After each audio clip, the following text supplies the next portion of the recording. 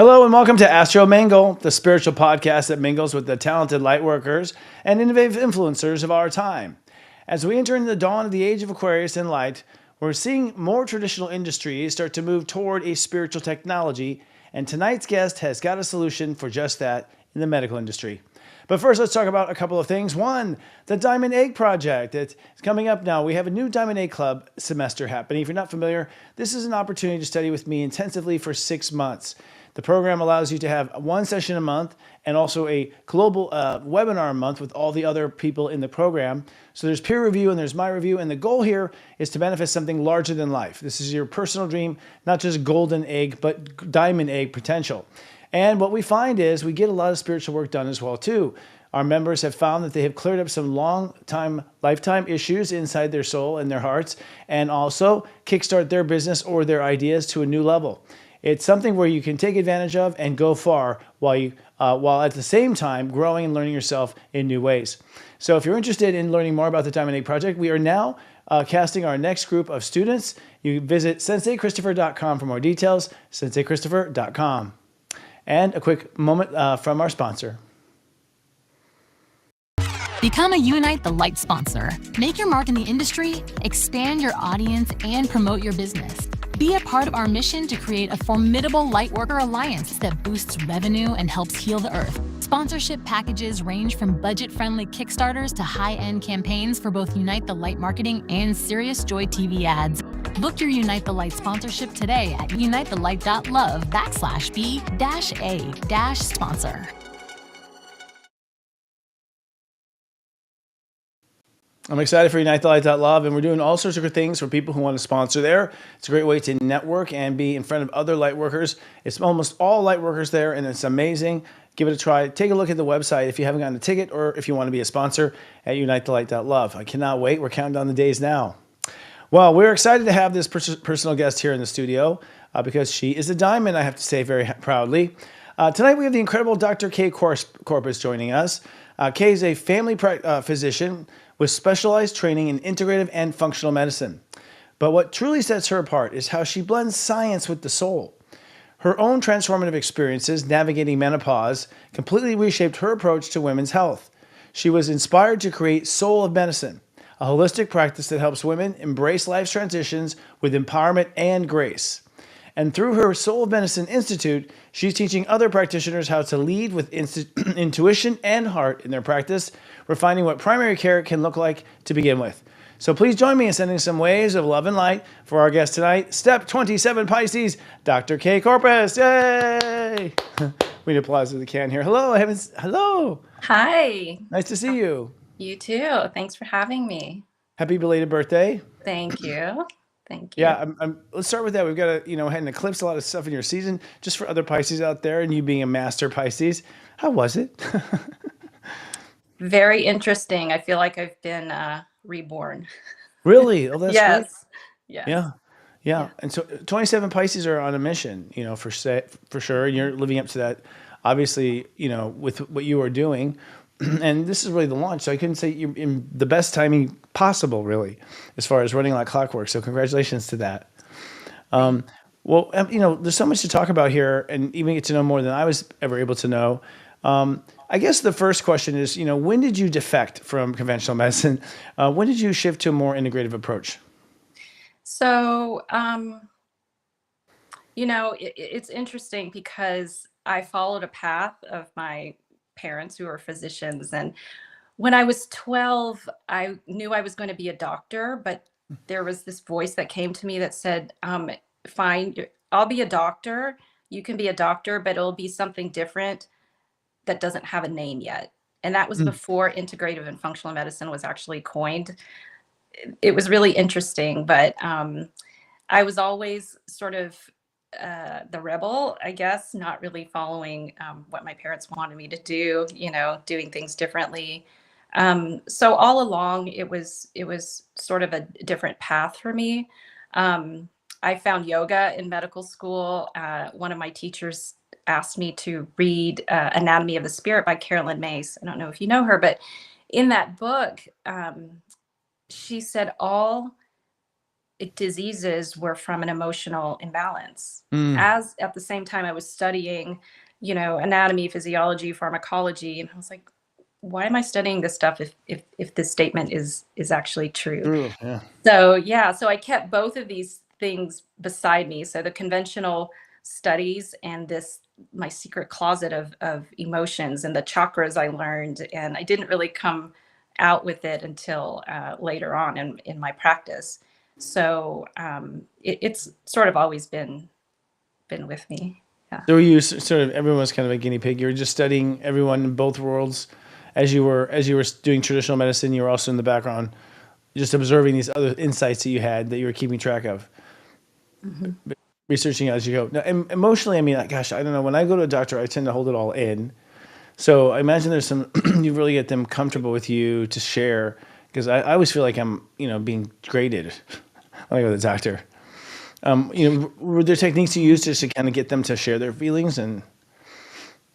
Well, I was very emotional as a medical student, as a resident. I mean, literally, I would get in trouble all the time because I'm talking to the patient. I was always late in my Oh. clinic, hours late, and it was like, Corpus, come on, we got to go. But I'm like, what they're scared. They have this story. I want to sit with them, and really, it was not a good thing in conventional training. I had a Mm. hard time making it through because I really wanted to connect with my patients, and I was told I was too emotional.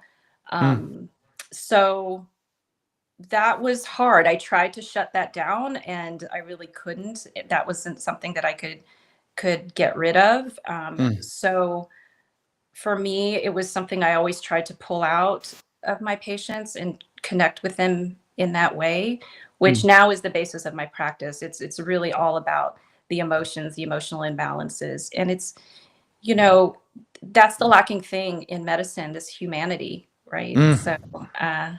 yeah. Yeah, humans. Hmm. Yeah, totally. Well said. And we saw that with COVID recently. I think really thrown in our face.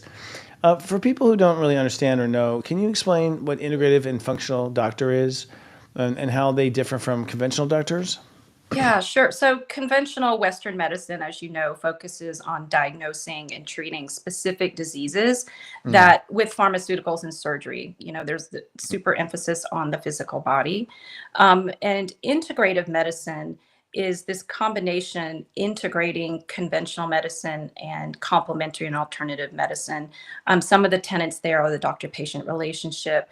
My teacher, Dr. Andrew Weil, wanted to really teach primary care providers who are interested in this or other physicians how to refer out, for example, to acupuncturists or chiropractors, or so we're sort of in this community together using each other's knowledge. Um, and functional medicine is more of that root cause. So we use a lot of testing. We look at systems, body systems, and try to get to the root physical cause of what's happening. So, for instance, we look at adrenal dysfunction, the gut dysfunction, the thyroid dysfunctions, hormones, all of that, and how that plays together. Mm. And we try to orchestrate, how to balance everything. So it's interesting, integrated and functional medicine have a similar philosophy where we're treating the whole person. I kind of think as integrative medicine as a very global way of looking at it, a very feminine way of practicing, and functional medicine has sort of that science and the analytical, trying to also integrate the whole of the person. So Mm. having both, many of us are trained in both, you know, both philosophies. So it's a nice balance. It's surprising that you had to go off and specialize in it. I mean, the reductionist scientific view is so interesting that that we were treating bodies like a muffler. Like just one part that was going wrong with it, not a holistic. Is that? Do you feel it just? Do you have any opinions? And I know you may not, but just how we went down that path. I mean, when you were in school, did you see the logic behind it? Because it seems, from the outside looking in, it looks weird. So the conventional system is built on treating illness. Mm. That is what they do. And so integrative medicine and functional medicine focuses on wellness. If we Uh, focused on wellness, that's a completely different system. Wow. right? So that's sort of the biggest difference. And honestly, practicing integrative and functional medicine within a hospital, which I did within a, in a conventional system, is also very difficult for us to do because we still have to meet quota. We have to order certain labs and prescribe different things. So for me, I had to exit out of that scenario pretty quickly. So private practice was the way for me to go. I needed time with my patients to talk about anything, decide to order labs or not order labs, and just have a real conversation and connection with them.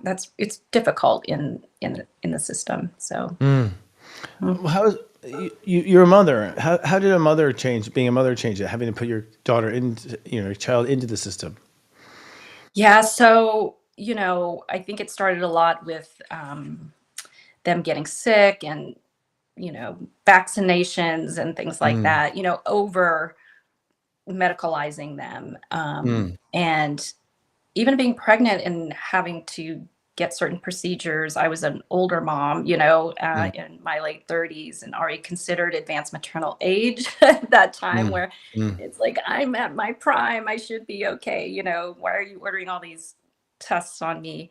But, when my kids would get sick, I didn't want to pump them full of antibiotics, mm, and, it was really interesting. I had a mentor who was an anthroposophical doctor. Not sure if you've heard of that, but that's sort of the integrative medicine that they do in Europe, and started by Rudolf Steiner mm, um, in like the 20s mm, in Austria. And they actually looked at the spirituality of the patient. He used astrology actually wow, in his practice. Um, but what I learned from this practitioner was that, especially with children who would get sick, for instance, fevers, they're trying to, before the age of 7, they're trying to inhabit their bodies.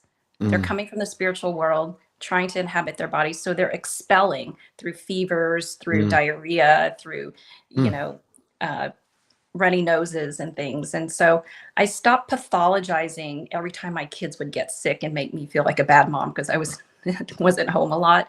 But it Mm, was their opportunity for growth. Right. So I mm, invited the opportunity for them. Oh, they're sick again. I wonder what's going to happen. So my daughter went from saying one word to 2 words, 2 words to 3 in full sentences every time she would have a fever. And then my son's pant legs would get shorter. So huh. as parents, we would look at those transitions as growth periods for our Mm, kids versus like, I need to squish this fever, or something's wrong. Nothing's wrong. It's wow. just a transition. So just like illness, or just like menopause, with your opening there, I think there's a lot of pathology around just the natural processes that happen in humans as part of their growth, and I think that stunts them, in fact, and delays them. I used to see kids so we would try remedies, right, and supplements to help them through that. Nobody wants to be miserable, but we try not to squish the process with antibiotics and Tylenol, for instance. And when I Mm, would see kids, a subset that would have Tylenol and antibiotics and the other that would have homeopathic remedies, I mean, they would still get sick, but, treating them naturally, they would whip it much faster than the ones we would try to mm, prolong. wow. Yeah. Hmm. Interesting. Interesting point you bring up there too. Just the idea that maybe we have it completely backwards. The body's really getting well in that moment, not getting sick, or the body's going through transition, not having a Hmm. problem per se. Maybe it's just like labor of some sort, huh? You're saying Hmm. with growth and whatnot. Yeah, just to always look at something as a problem. Maybe it's natural in a sense, obviously. Yes, Yeah. absolutely. Um, you know, how does functional medicine reveal the root cause then? I mean, how does that how does that approach lead to the beginning? So for me, when I look at a patient, it's 90% stress that walks into a primary care. Okay, And there gotcha. were studies that show that the patient would actually, probably 70% of the time, would say they're stressed, but about 20% of the time that was actually addressed. So that doesn't make any sense to me, Right. right? And so our stress organ is our adrenals, our fight or flight organ, right? And so um, that then influences our thyroid, it influences our sex hormones, which can influence our gut. So these are the four pillars that we Mm, look at and try to balance. But my first question for patients is, what's going on in your life? mm, What stress is going on? And usually it's like, nothing, I'm fine, but mhm, it's being a mom is stressful, mm. working is stressful, just existing in the world is stressful. It doesn't always have to be a sustained panic attack, right? But Right. things are really stressful. And honestly, many, if not all of my patients are empathic in nature. Mm, And that's something that, I have to explain to them that, you're like a sponge, you're really absorbing mm, everything around you. And it's really shocking your system right now. So we sort of have to look at that, their constitution, and understand their sensitivity, not as a weakness, but, it's oftentimes a gift, but people aren't taught how to manage their energy, you know? mhm. So oftentimes what happens with that is they end up being over medicated and over supplementized, and, in that system of not being able to kind of get a hold of their symptoms, and just realizing that, boundaries are really important, and, taking care of themselves really important, and who they hang out with really important. So, Mm, yeah. yeah. I mean, I have such a stressful life that to me, if I'm having a panic attack, what stress? What are you talking about? I mean, I think I just normalize it so much that I don't really Mhm, think about the effect it has on my body. mhm. In fact, I have had doctors ask, how are things been, and I'm fine. If it's not a car crash or something dying, then I'm doing great. Like it's just Exactly. what's normal. The normal zone is just way out of whack. It's also interesting too in the sense that I've always found it fascinating that I guess we get tons of viruses and things in our body all the time. Mhm. And we're carrying it, and it's at this one time that your body goes down and can't fight it in that one moment. It's always been suspicious as well. You know. Yeah. So you have to look at, what is the state of your immune system? The immune Mm. system and the gut are really reflections of your emotional boundaries, honestly. So if Really? you've been, oh yeah. So Hmm. um so that's how I sort of look at the body, as symbols of other things, like the skin, for instance, is a boundary between your inside and outside world.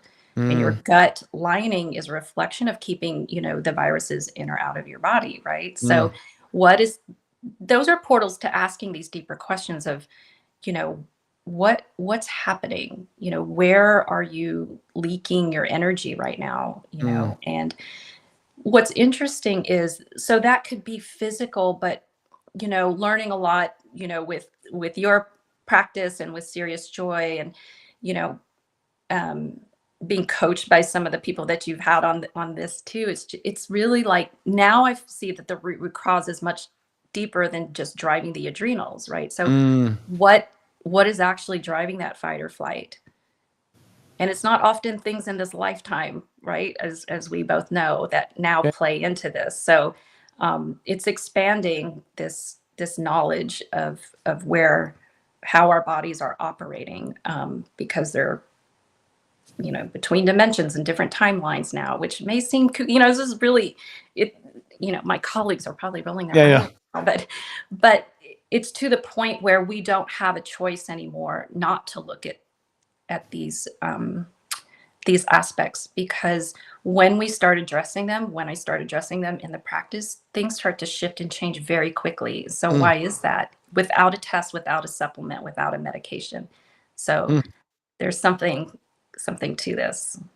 Is your couple things? One, is your general policy to just not medicate if possible? I mean, I'm talking about with traditional over the counter things. Do they just, in your opinion, kind of confuse the situation? It depends on the patient, right? It depends on what they need and what their beliefs. So I don't Mm. think of conventional medicine as that medicine and this one is mine. I had to learn my lesson very quickly around that. I look at it, we have all of these tools, at that, to our, advantage, and we use them properly. If we need an antibiotic, if we need surgery, then fine, that's what we need. And recovery phases with, myofascial release or homeopathic Mm, remedies. It's one and the same. So I treat a lot of patients with functional medicine and undergoing chemotherapy, doing surgery. We'll do a both and I think, sometimes there's that shame piece of like, I want to be really holistic and I don't want to take that mhm. hormone or that medication or have the surgery, but you kind of need it. Okay. So, Yeah. there's nothing wrong with that at Yeah. all. The body is really resilient. So whatever the Incredibly. patient needs. Yeah.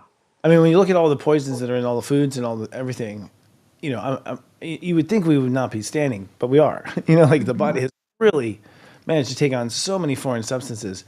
And you're mentioning like sometimes the illness is not of this time or this world. I mean, in the last 2 years, we've had Saturn and Pisces, and so a lot of our past life stuff has been coming up for Mhm. all my clients too.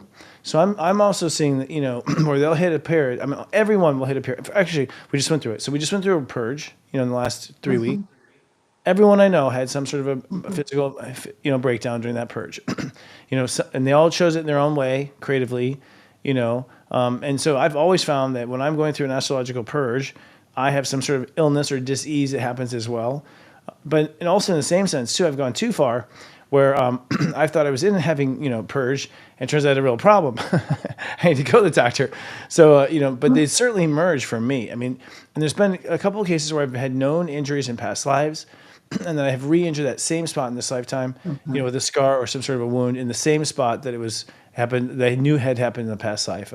Um, I mean, I'm not sure what position you are in to see those types of trends, but do they make sense? Yeah. So, I had a patient when I can't figure out from a physical standpoint, even with my integrative and functional medicine, that's where I go. So I actually do work with a medical intuitive in my practice and a psychic in my Wow. practice, and we run charts. And if we can't figure it out, or I'm thinking the CT isn't showing this or the MRI isn't showing this, but I think something's coming up. Do you see it? Um, and they'll say, Mm, yeah. So it's either that we caught it way before in its mm, state before it manifested, or something else. But I find that really fascinating. And so one case, an example, we had a patient who um, she had a lot of past life stuff going on and injuries, and she mm, had an infection in this life that was happening. But we gave her we tried an antibiotic and it worked, but it was from something way way before, so it wasn't mm. like in this time, and it happened to work. So Wow. um yeah, so Identified I the old can't. medicine. Yeah. She wanted Yeah, the cocaine aspirin or whatever. Just kidding. Yeah. exactly. Mhm. So it's so fascinating to me. I don't have all the answers, but I'm so curious about all of this. And I find that there's limitations in the system that we're in. Um, and, I think it could help a lot of patients if we just opened up a little bit more, asking those deeper questions. And you've taught me this. I say this all the time. What does your heart say? And it Mm. starts this really cool portal. I don't know. I've never talked to my heart before. And like, well, let's sit and talk to it. And the Mm. kinds of answers and questions that come out of that are really profound. And it just helps patients, listen and get to know themselves and become their own doctors and their own advocates. It's really, really beautiful. So it seems like a simple question, but it's really profound. So Yeah, and do you find that patients maybe suffer less when there's a spiritual integration into the system or the setup? For instance, my friends who have families that all the flu blows through the house, right? But like the light workers in the house have lighter cases, and the mhm. ones who are more cynical or whatever or cause problems with that person because usually only one or two per household, they're down for 10 days, and it almost seems like the denial of the spirit almost makes it worse from what I've observed, but it's not a judgment, just an observation. Yeah, I agree. I Hmm. agree. Yeah. And just, mindset and, calling on, healing angels. I do that all the time. I do it all the time and, ask them to look over my patients and my family. I believe in that kind of divine intervention. And, Hmm. that it's a I've become very humbled with this kind of work. We don't have all the answers as doctors, not even close. And so I want my team to be really, whether they're, you know, present and or invisible, I want my team to be huge. So I think that's really powerful. Wow, interesting. That's funny. It's interesting. I've never thought of a doctor like, let's pray. Bring in a doctor. Well, most doctors say let's pray at the end. The last thing, the only thing we can do now is pray, right? That's the thing at the Oh, very right, right. nothing else we can do, when that should actually be, you know, in the beginning of the Yeah. conversation. Started off that way. Yeah. So how do you, being an astrologer, I'm really curious, how have you incorporated traditional medicine with astrology then? And insights from So astrology? yeah, so I mean, I am not an astrologer by any means. I am learning now, actually with Karen Crony and Dylan. I've been spent some time with him too with human design. So Mm. I think they're on the call, but I at minimum I will look at my patient's birth date, and sometimes we'll pull up their charts, look at where Chiron is, where Mm. Jericho is. Karen has taught me that. She's amazing. And it does give perspective, of a little bit deeper insight of this is written in the charts, just like my lab results over here. That's just one layer of confirmation. So too is their chart. And these are for people that are open to this, and they quite love it. So I would like to start to expand the practice to include more of that. It's great. So Yeah, I actually haven't gone too far into that integration myself. I'm not sure why. Maybe it's just that I had health issues and I'm just prolonging them.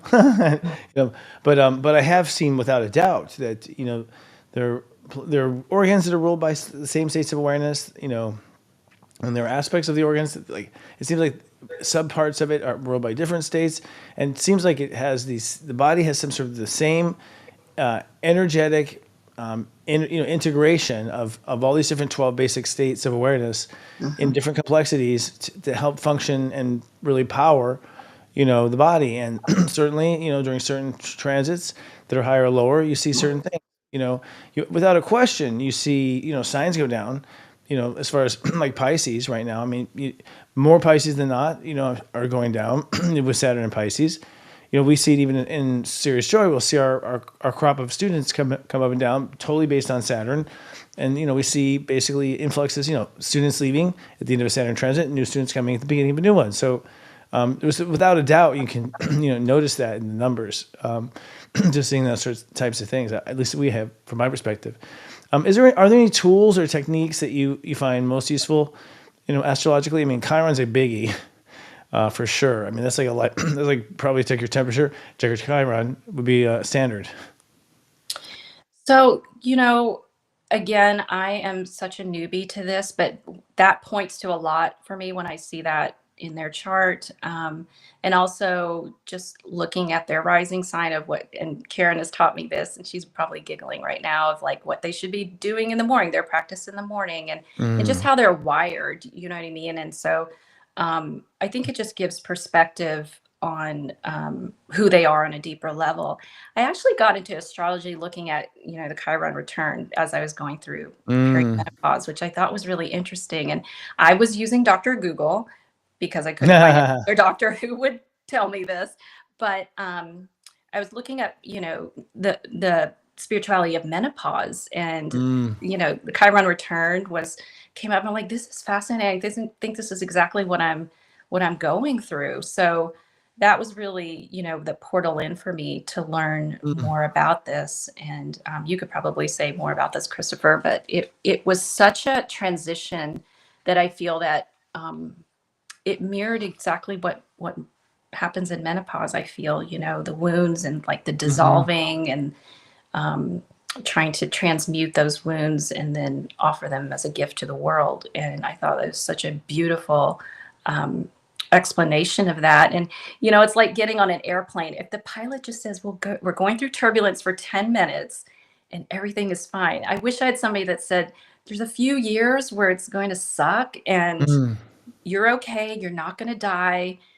This is what's supposed to happen. You'll be a butterfly in 4 years. I'm good, So I really wish I had that kind of guidance, and that's a lot of the work that I'm doing now with spirituality and menopause. So I'm calling it the soul of menopause. So I, I love it. yeah. I think it's a brilliant connection I hadn't put together before myself, honestly. I had put together, having gone through my current return, midlife crisis, certainly for men, for men, midlife crisis, Hmm. the cliche of men falling in love with their secretary and, leaving their wife and all that. It was all very Chiron, to me, a Chiron association and how, the male demographic, sort of approaches it. So I see those trends. It certainly is aligned with aging, as you go through your 40s there on that final stretch to the Chiron return, and then, I definitely felt it myself. And it's such a profound shift you go through in Chiron return. If someone hasn't gone through yet, it's like, which is the planet of healing, which is really interesting. Hmm. And if you use the step system, what we become is you become your wound. So if when we come to life, we become our wound, and it seems like our primary objective is to heal our own wound, and that's the wounded healer. It's a Barbara's quote. So it's interesting, and we know so little about Chiron. Really, the astrologers really just kind of got onto it, really gravitated toward it.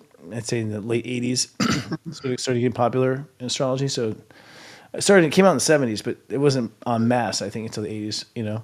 So I think we're onto something there. Let me know. Look forward to your book. Yeah. And, learning about Cheroklo, his wife, was really interesting. And you know, she's conjunct my son at 27 Pisces. So I Whoa. know. So that was kind of cool. It's like, maybe that's, who I'm supposed to be, or emulate somebody Yeah. like that, something like that. So, Living that energy, which is very interesting. yeah. I haven't quite figured out Charlotte Clow, but if everyone doesn't know, like Charlotte Clow is always around Chiron. Like she's always like a house ahead or a house behind. So she's busy doing something around the house, So she's literally around Chiron. She's hanging around him, and she's her stepmember and sign and everything is the way Chiron will heal itself if we just listen to her. I That's was like right. traditional female male like the stereotypes in that too. It's Yes. just really funny. Yeah. And Juno's the Yeah. same way too. Like Juno knows how to get along, Jupiter's wife better than Jupiter does, So Mhm. yeah, charcoal is really interesting. And charcoal is brand new. I mean, I just started learning about that myself. Have you found anything just curiosities? I won't say even theories. I mean, anything interesting about Charlotte Close so far? So just or her being, not really. I've been researching a Mm, little bit, but just, she knows her boundaries. She's graceful. She's compassionate. She's a healer. Uh, so mm, yeah, I'm really fascinated with her. So yeah. yeah. It seems like she's the medicine. You Mm-hmm. since she's the medicine and the application of it and how to apply it.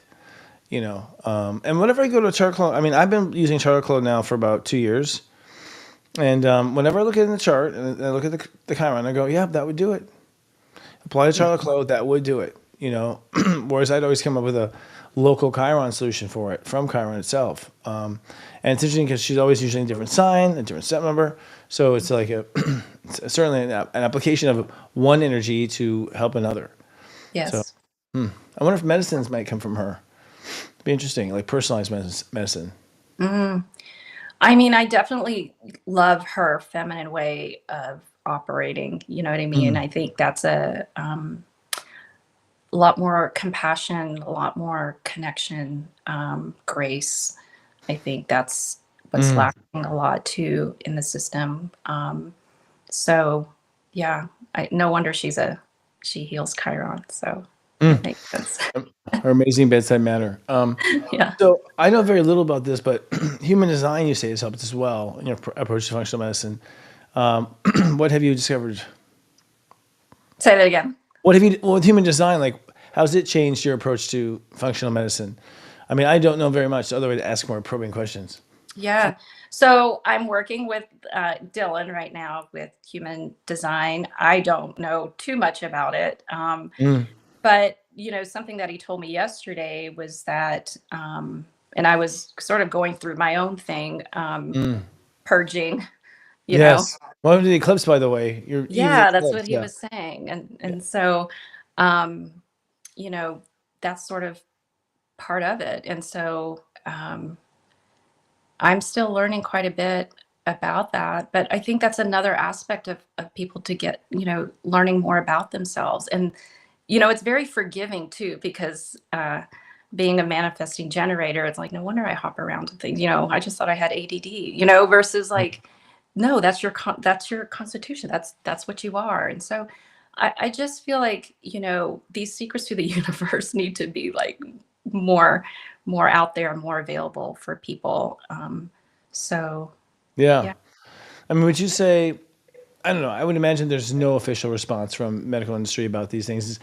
To me, it appears from the outside looking in that astrology, human design, laughable, doesn't even be brought up, kind of. But is there an official snubbery of it, or is it just isn't talked about in that regard, or are nurses secretly talking about the full moon?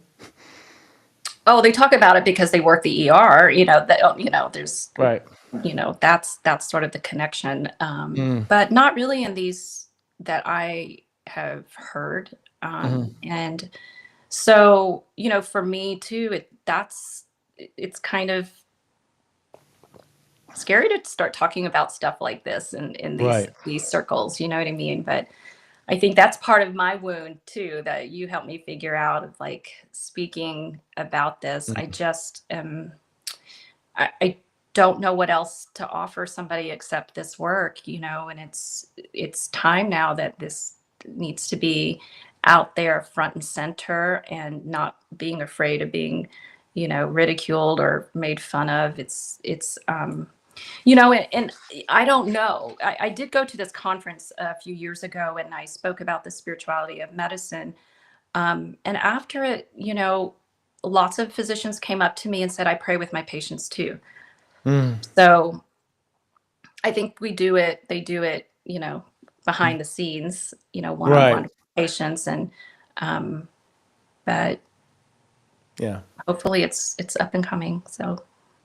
I hope so. I mean, if anything, just studies, it'd be nice. Mm. So, yeah. How do you, when you do get skepticism or a weird snub, is there a go-to? What is your go-to? How do you handle that? Have you had that? Well, I did with even integrative and functional medicine when I started. So I've been practicing this way for almost 19 years. So Okay. initially, yeah, it was like, what are you doing? Or, Mm. go to Corpus, she'll give you some funky stuff or whatever. And Uh, I just kind of look at it. I used to be really offended by it, mm. and now I'm just like, well, it's not in their orbit yet, but it's coming.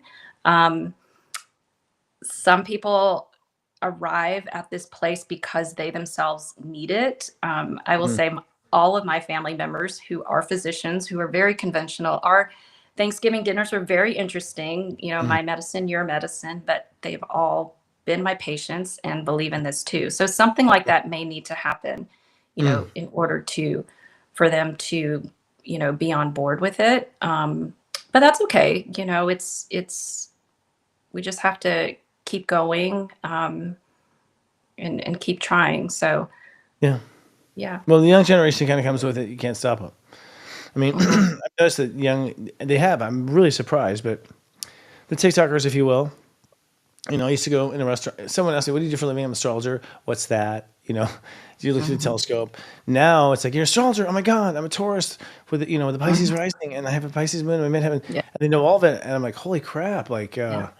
they've memorized it more than a phone number, which is stored in their phone. It's like, it's pretty amazing. So I can't see how medical, society can just stop something like that. Right. So where they're converted before they even came to the door. Right. And I Yeah. think the younger generation, you're right. I mean, this is what they want. It's going to be consumer driven, I think. Yeah. My daughter, who's 18, she would invite some girlfriends over and they would do a past life regression, thing. Mom, can we do that? I'm like, where did you learn that? Of course, on Oh, Ouija TikTok board. or whatever, but it's so normal to them anymore. Mm. It's not quite as weird. So I think that's really cool. So That's what the future is. Interesting. So, do you have a story? I'm wondering of a transformation that you've helped, like a story of where it's all come together for you, all the tools. for a patient or for myself? Either. I think when you say that, we say we want both.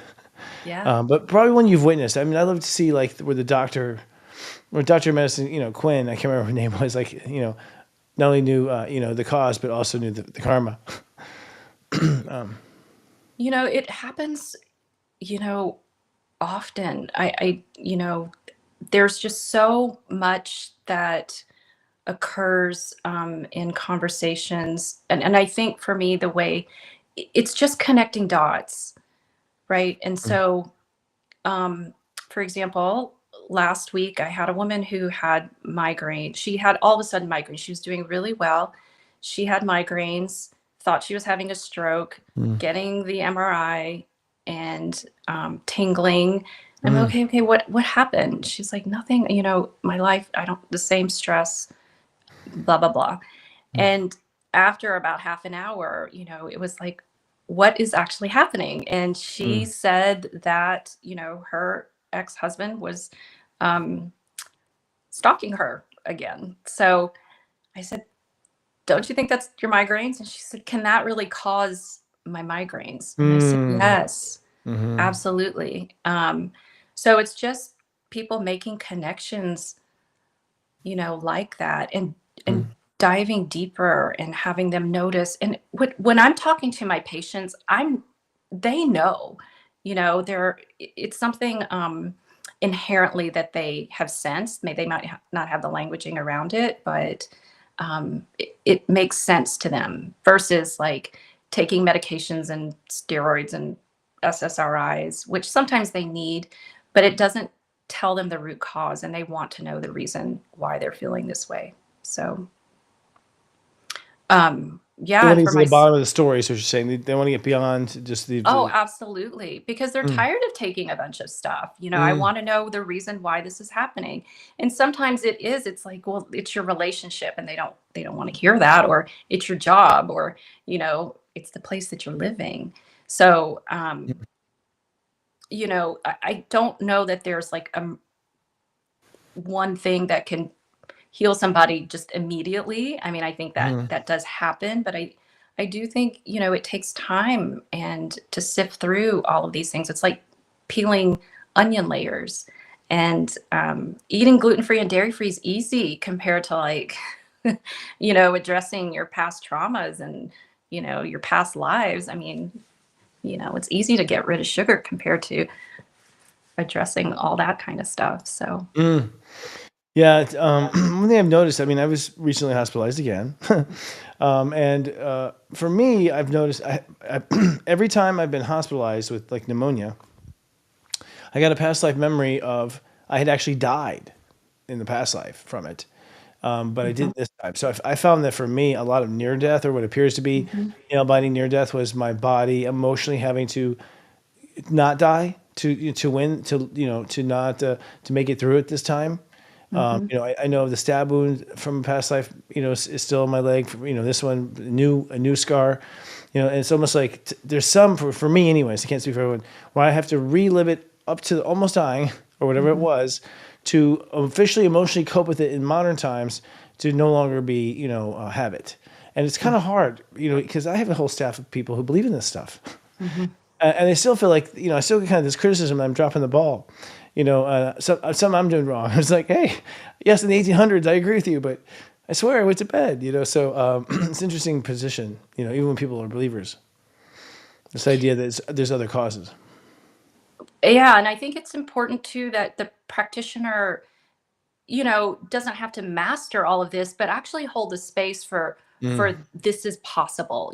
This could be what's happening for you, and not shy away from it and try to suppress it, but maybe even refer out to somebody who has more knowledge around this, and kind of hold that steady, because if we are operating out of fear, it's the outcomes aren't going to be great. And so, knowing that spiritual lesson that you're going through, could you imagine if, your practitioner was like, "Oh, those are, you know, things that you're going through. How can we make you comfortable through that? But I think you're going to be okay." Mm.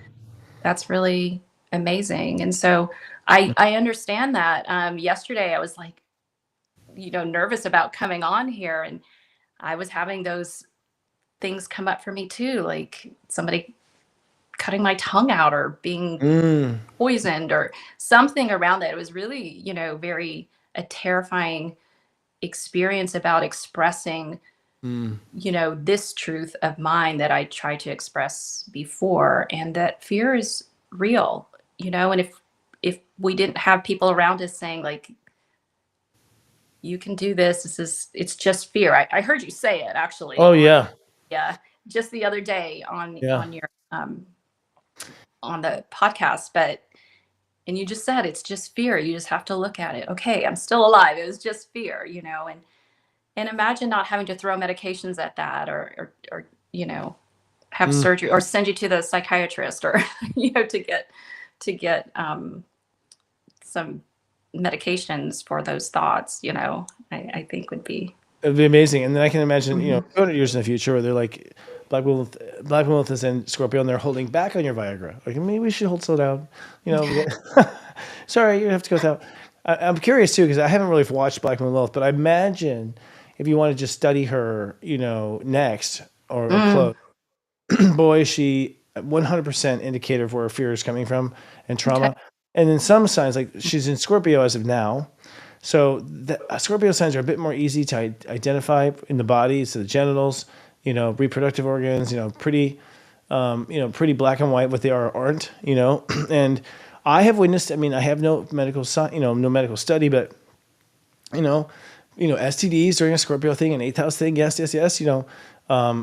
People who die of cancer, who get cancer, huge repression of the cancer. Cancer is squared, cancer is opposed. Cancer is in conjuncting Pluto in their chart. Like, so, repression of emotion seems to be, where the, child grew up in a cold household where there was no emotional exchange. My clients will get cancer. So I see it astrologically without a doubt. And Mhm. reproductive issues are on Scorpio, without a doubt. Women afraid of being able to be fertile, all that Mhm. fertility, again, Mhm. Scorpio. And so those fears will be coming up. And I do notice that, like, in Black Moon Little transits, it's like you will present a pseudo disease, like not pseudo, but just like it will sort of be. It can begin, like the symptoms can begin. You may think you have the symptoms. You're not sure if you have it or you don't have it. Tests aren't conclusive. My clients Mm. get into those types of weird, like, do I or don't I? And someone's like, well, is the body just playing along? Or So I think Black Lilith is interesting. She just went into Okay. Scorpio a couple days, a little while ago, so that'll be fun. you know. Awesome.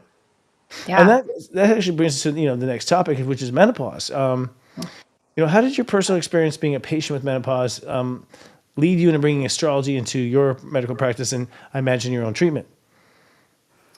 Yeah. So, like I said, I was reading a lot about, Chiron return, and seeing this Mm, also in my patients. And mm, there was just this abrupt shift in women that would happen. Like everything was fine, and then just that one day something would mm, happen, and stuff would hit the fan. And for me, it was, I left a marriage, I got divorced, I mm, you know um switched my practice. A lot of things were happening that were almost like not in my character to do, mm, and it was almost like I was being led, you know in a different way by my soul, or mm, something else. And it was really painful. And so I saw that happening to a lot of my female patients.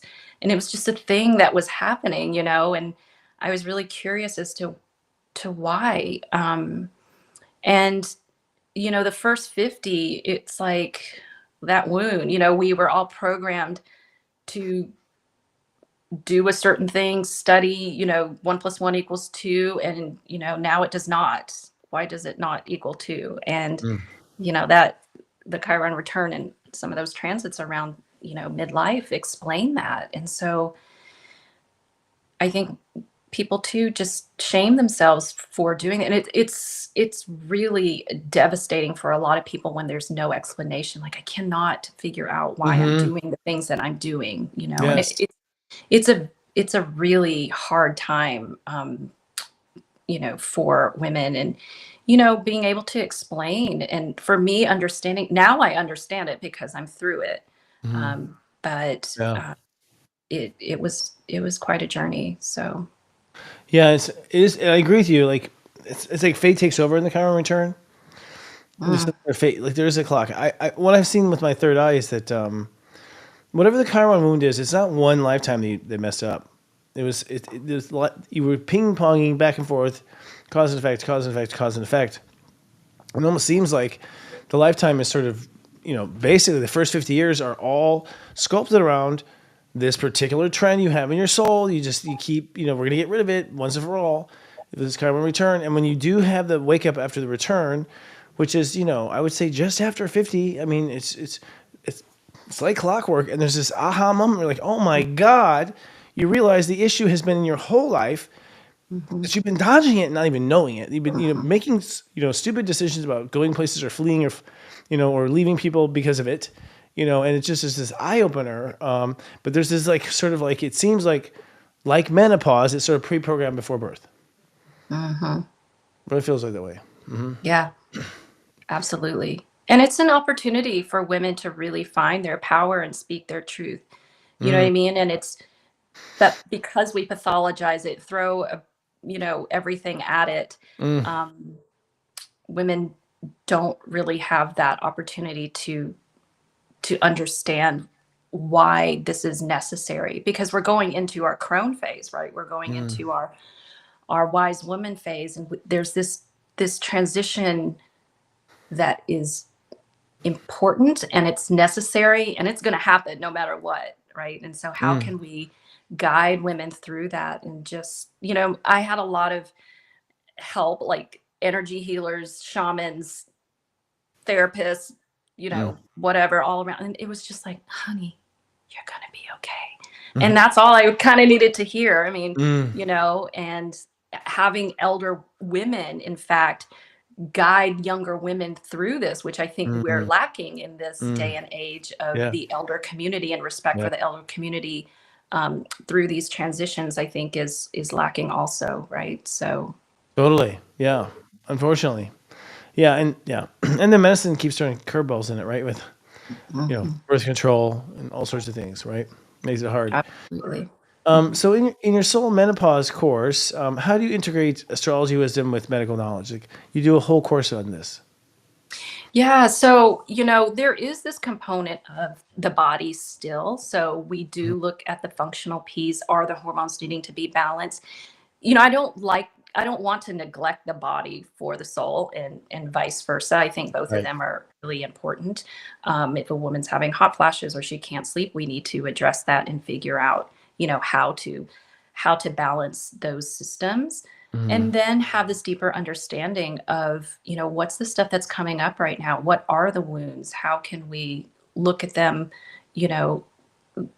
closer, encounter them with compassion, and that helps transmute a lot of the issues. I think there's just a lot of stuffing and suppression of these emotions, like you said, that don't get transmuted, right? And so holding that in a group, in a space where we can all pretty much normalize this experience, because it happens to all of us. So having that container for that, and teaching about the body, and teaching about even the transits, and just the journey. I mean, the hero's journey, the heroine's journey also mirrors these the menopause transition as well. There's so many of these, the caterpillar, cocoon, butterfly, however you want to look at it. It's I just don't think it's in our vocabulary anymore, these natural rites of passage. And What's interesting is, I veer off of, this already, but I veer off of classic astrology and believe that Chiron is the ruler of Virgo, and Virgo is the healer, and Virgo is the integration of spirit into body. The embodiment of the soul in physical form is Virgo, and so therefore, yes, I mean, I could see that Chiron would be the instrument of disease as well as healing, to sway that particular energy. But you were talking about compassion, compassion being a form of Pisces, the opposite of Virgo.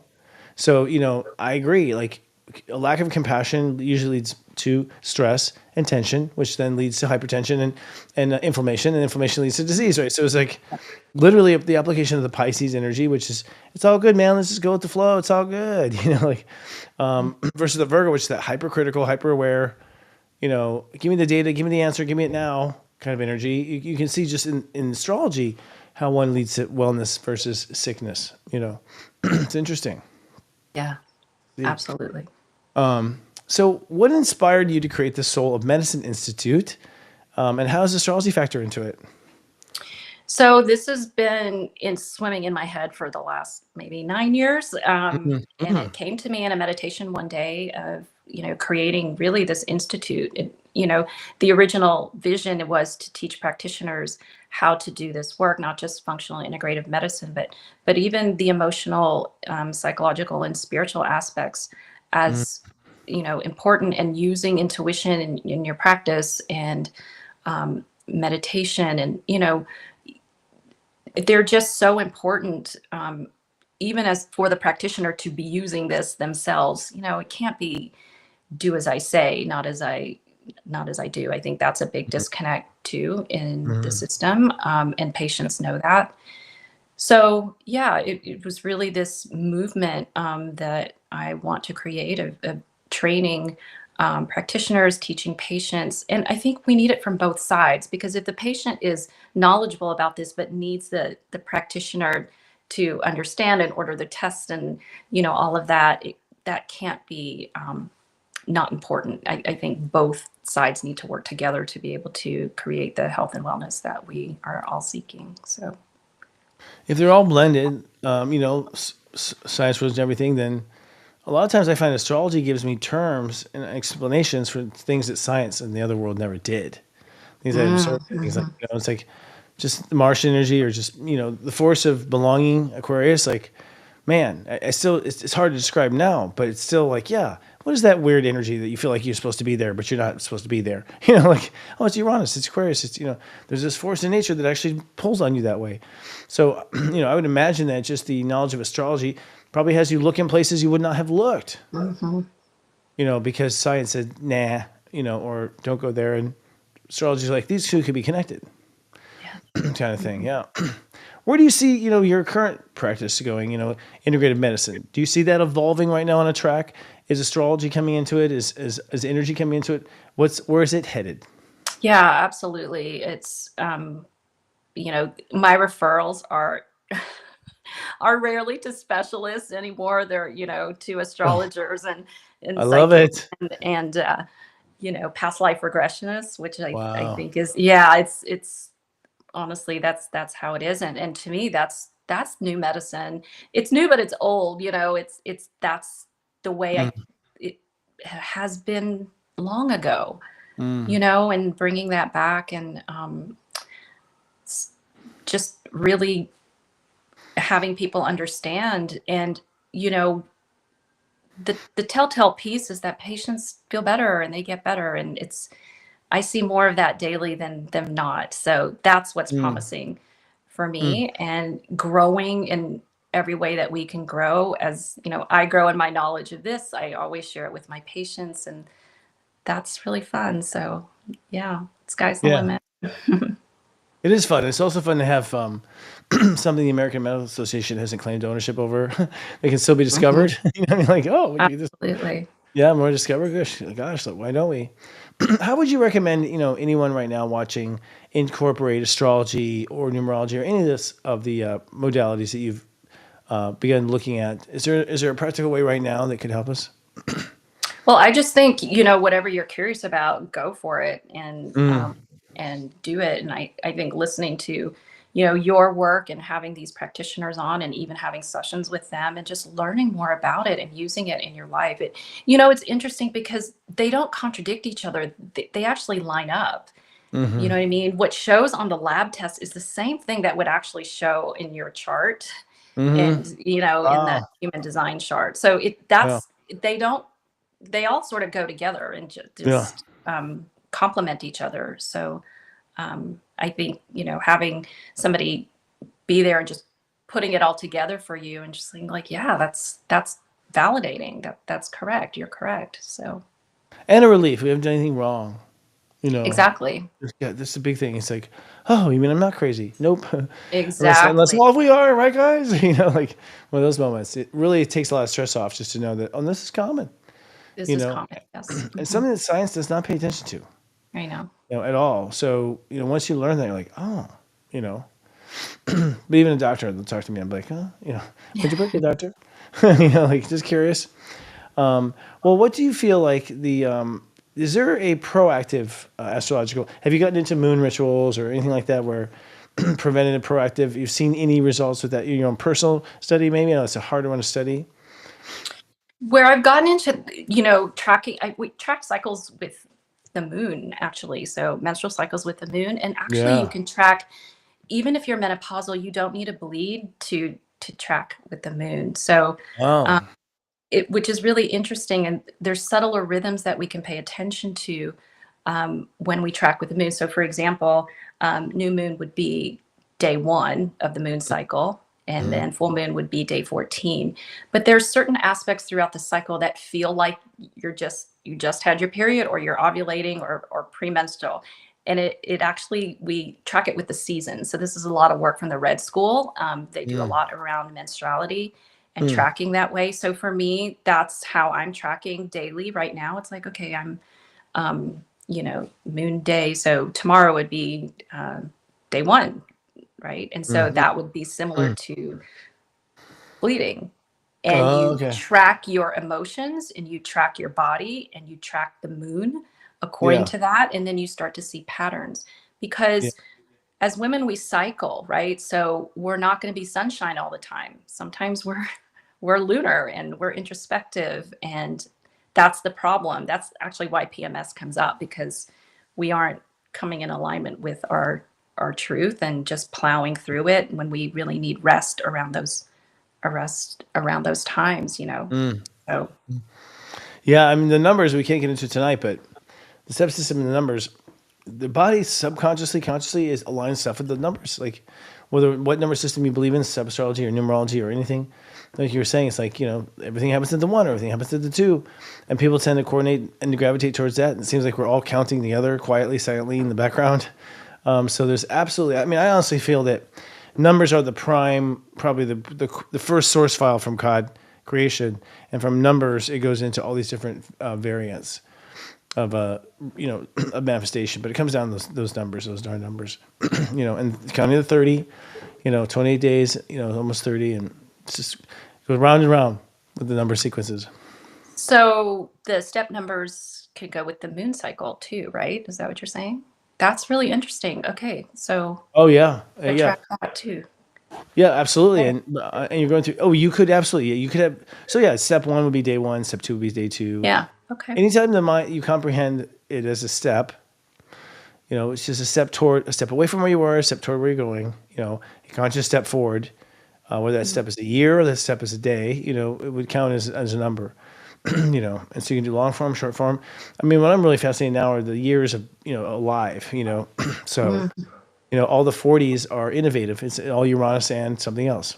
Innovate this, innovate that, innovate this. So suddenly it's like, get off your ass for 10 years and innovate, Mhm. and that's what 40s feel like, and 30s, 30s are you going around telling everyone what you believe, like, oh, I believe this and I believe that. And I believe they're full of, poop over there. And, and the 20s are very quite whiny and emotional, very whiny and emotional. You know what I mean? Like everyone's whining, like, oh, I got to go to college. So it's interesting to see the steps applied even in the concept of 1 year being a step, so, Mhm. but I think there's like this weird hardwiring to numbers, whether you're expressing them through numerology or step astrology or the gates in, Mhm. human design are Mhm. phenomenally interesting as far as the numbers are concerned. So you see it everywhere. Yeah, fascinating. So fascinating. Endless knowledge. It's amazing. Totally, but I'm excited for your work. I think I really wanted to say, the Chiron, connection to I think the Mhm. menopause is brilliant, and it might be the way you start to bring him into the conversation. I think it's Mhm. a brilliant step on your part because it's just kind of impossible for science to ignore, and something every human being is going to go through. A Chiron return and midlife or menopause, one of the two. Yeah. Correct. Yeah. So, is there something right now you'd recommend for viewers right now in either programs to take a look at?